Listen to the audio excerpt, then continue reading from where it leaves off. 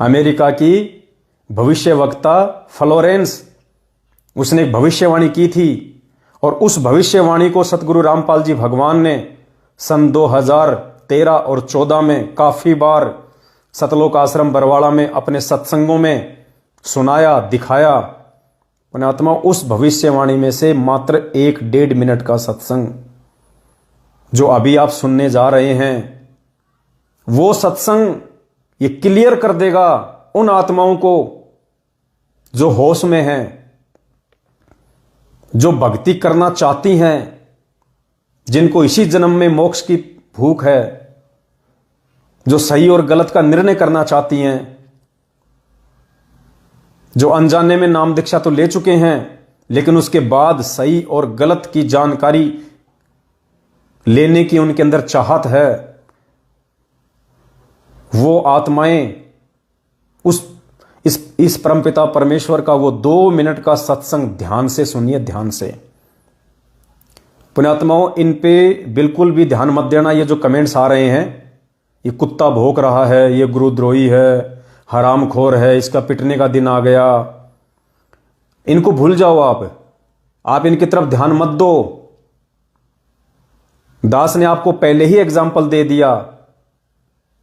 ये मानसिक रोगी हैं, ये भगत नहीं हैं। ये वो लोग हैं जिन्होंने जल्दबाजी में नाम दीक्षा ली है, जिन्होंने देखा देखी में नाम दीक्षा ली है, जिनको बीमारी थी और ठीक करवाने के लिए नाम दीक्षा ली है, जिन्होंने अपनी शादियां करवाने के लिए, अपनी रमणियां करवाने के लिए नाम दीक्षा ली है।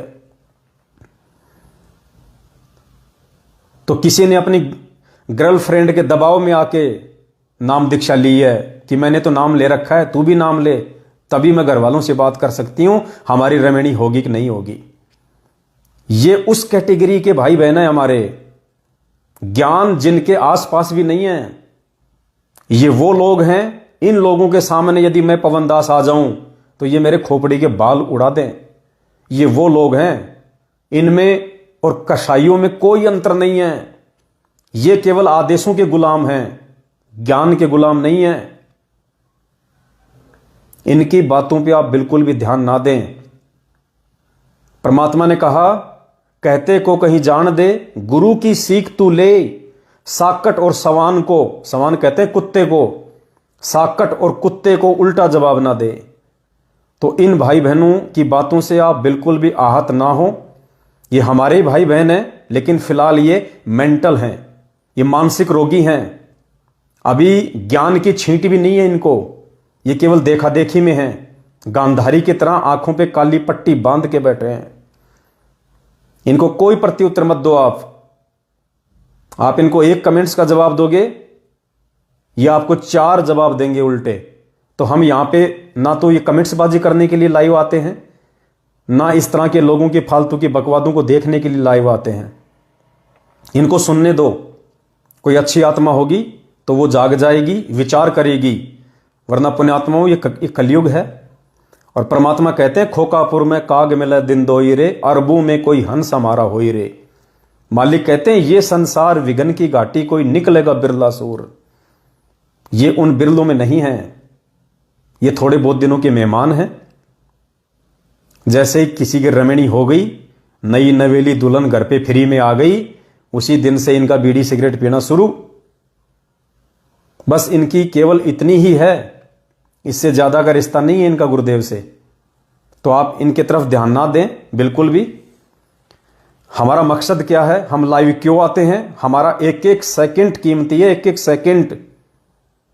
आप केवल यह ध्यान दें कि परमात्मा दास के माध्यम से क्या बुलवा रहे हैं, बस उतना। तो परमेश्वर ने कहा कि हम भक्ति मार्ग पे सही हैं या गलत हैं, जो क्रिया हम कर रहे हैं, या हमसे कोई थर्ड पर्सन या हमारा गुरु भाई हमसे जो क्रिया जो करवा रहा है वो सही है या गलत है, इसका निर्णय केवल सत्संगों से होगा, केवल सत्संगों से। तो ये दिव्य धर्म यज्ञ दिवस की आड़ में इन्होंने जो एक नया पाखंड रचा है, भंडारा भंडारा भंडारा, करोड़ों रुपया भगत समाज का ये लोग प्रचार प्रसार में बर्बाद करवा रहे हैं,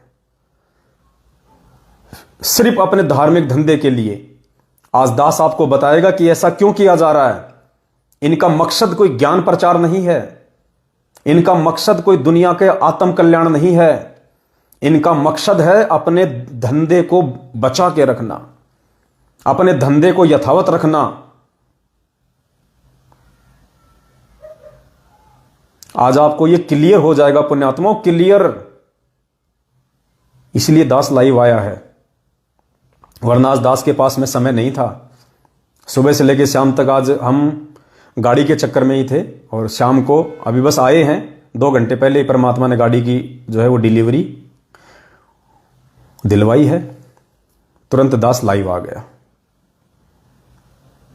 परमात्मा का 1-2 मिनट का सत्संग इस पूरे के पूरे इनके पाखंड को, जो आगामी 7, 8, 9 नवंबर 2022 को दिव्य धर्म यज्ञ दिवस के नाम पे ये करने जा रहे हैं। पुण्यात्माओं, ये दिव्य धर्म यज्ञ दिवस नहीं है, ये दिव्य धंधा दिवस है, धंधा दिवस। ये पाखंड ना हमारे पूज्य गुरुदेव जी ने 27 साल में कभी किए, ना उन्होंने कभी किसी को करने के आदेश दिए।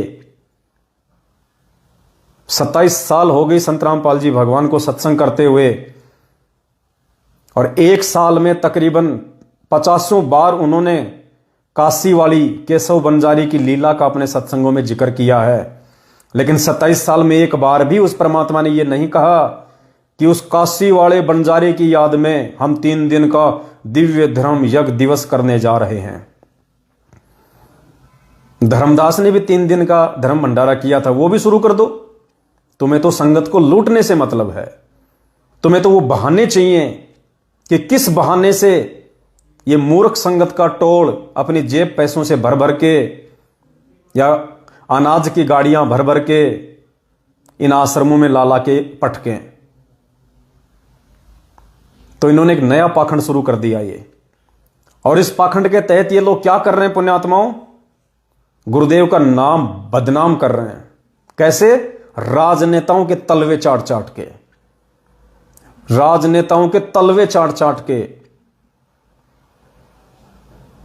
इन्होंने हर विधायक को, हर एमएलए को, हर पार्षद को, हर राजनीति से जुड़े छोटे मोटे व्यक्तियों को इन्होंने जा जाके वो भगत समाज के दान का पैसा गाड़ी के डीजल पेट्रोल में फूक फूक के उन लोगों को निमंत्रण दिए।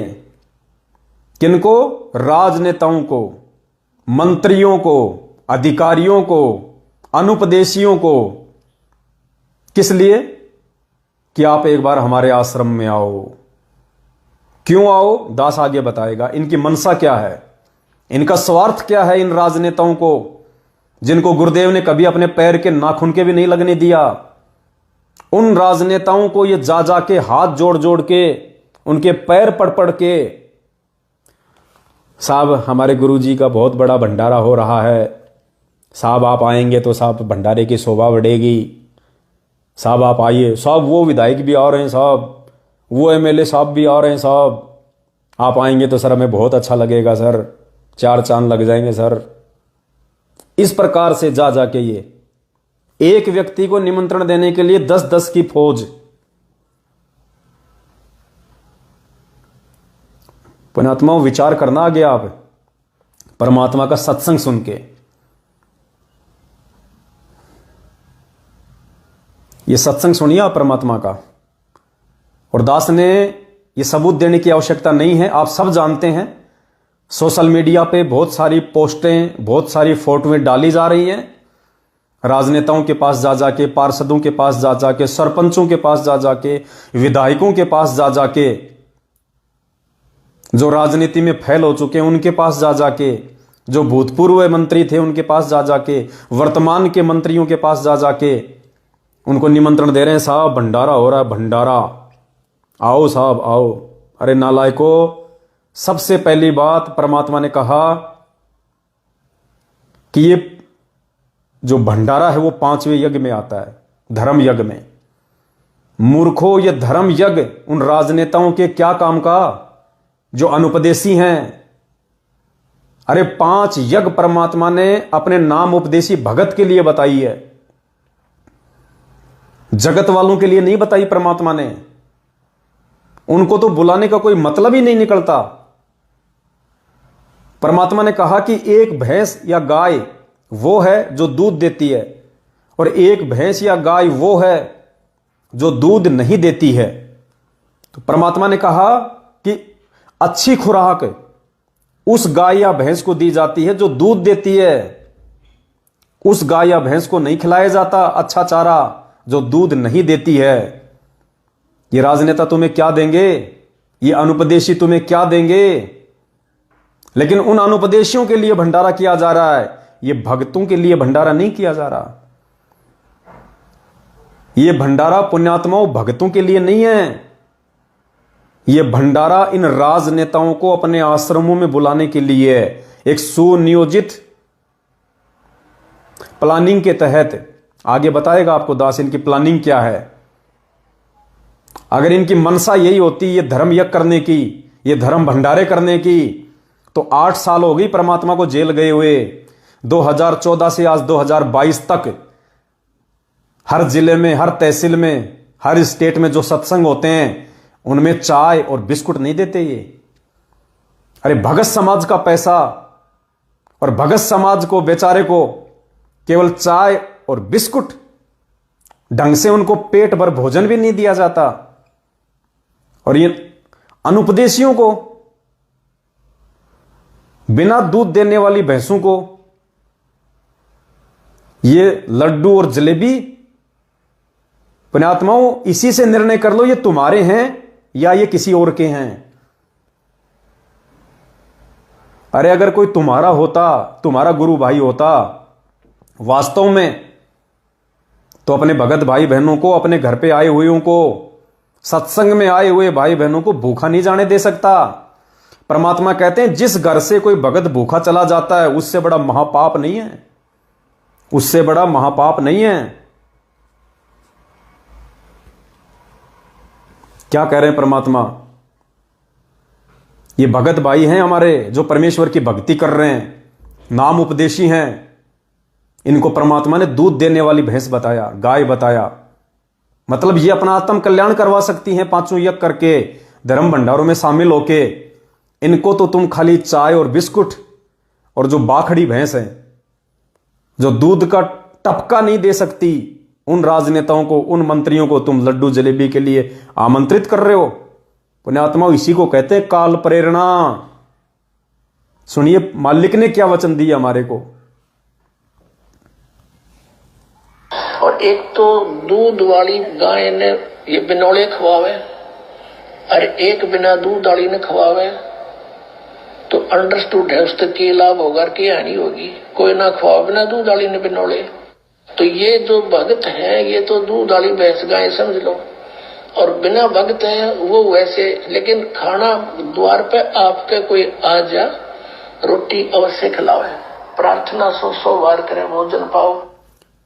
द्वार पे यदि कोई आ जाए तो उसको भोजन अवश्य खिलाओ, दुत्कारना नहीं है। मालिक ने यह नहीं कहा कि जो अनुपदेशी लोग हैं उनको जबरदस्ती पकड़ पकड़ के लेके आओ कि आजा लड्डू जलेबी बन रहा है, आजा लड्डू जलेबी बन रहा है। मालिक ने कहा कि वो तो बिना दूध वाली भैंस हैं, और बिना दूध वाली भैंस भी यदि दरबार पे आ जाए तो उसको खाना खिलाना चाहिए, लेकिन उनको पकड़ पकड़ के नहीं लाना जिस प्रकार से ये लोग जा रहे हैं उन बिना दूध वाली भैंसों के पास, उन राजनेताओं के पास जिनके पास सिवाय काल प्रेरणा और कुबुद्धि के कुछ भी नहीं है।